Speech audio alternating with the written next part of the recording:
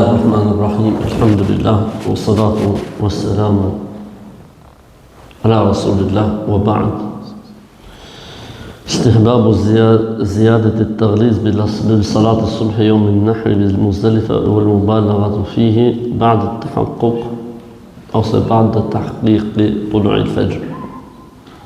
Është preferuar që namazi i sabahut falet në errësirë ditën e Kurban Bayramit në Muzdalife. Dhe sa më herët, nëse jemi siguruar se ka hyrë mëngjesi. Këtu do të shohim një hadith interesant, ka dhe transmetime tjera për faljen e sabahut.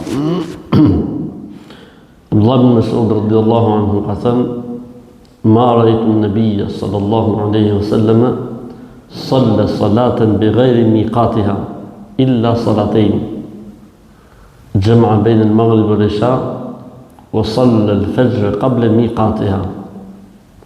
Nuk e kam parë pejgamberin sallallahu alaihi wasallam që të falë ndonjëherë jashtë kohë, përveç se kur bashkoi akshamin me yacin, pra i bëj ta ketë falë yacin para kohë, pra në thonë se udhëtar dhe ka qenë hax, dhe e fali sabahun para se me hyj koha.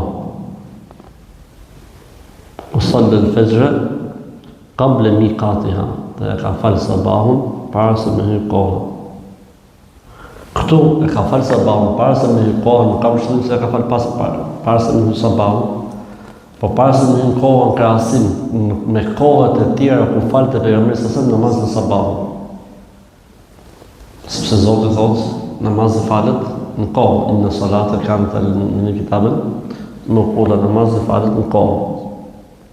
Kështu që atë ditë nuk është se e ka falë pejgamberi sa jashtë vaktit, po e ka falë aq herët, sa që krahasim se siç e ka falë gjithmonë pejgamberi sa namazin e sabahut, jashtë asaj kohe të kohës së zakonshme që pejgamberi sa falte sabahun. Ka një transmetim tjetër që thotë e fali sabahun ditën e nahrit, pra nga që Muzdalife, o minna qailun dakhala al-fajr o minna qailun lam yadkhul. Diçka e tillë kuptimi thotë e fali sabahun ditën e nahrit pra në Muzdalife dhe kishte prej nesh që thoshin ka hyrë koha dhe kishte prej nesh që thoshin s'ka hyrë koha akoma. Pra ka falë shumë herët atë ditë namaz të sabahut. Pse? Arsyeja ka qenë që me u përkushtu në lutje dhe në dua deri në lindje të diellit. Pastaj mas lindjes së diellit do të lëvizte për në Mina me gjujt burrë të tjerë të tjerë.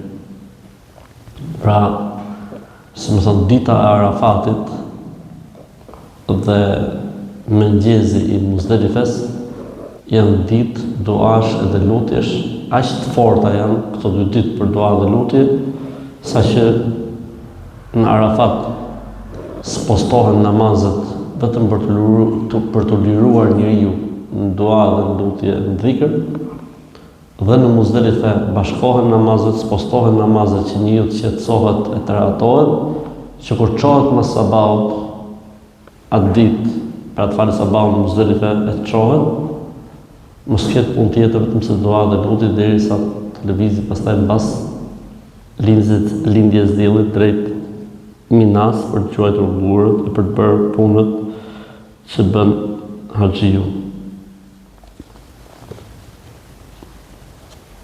Dhe këtu ne marrim një, le të themi, indikacion tjetër që është fakti që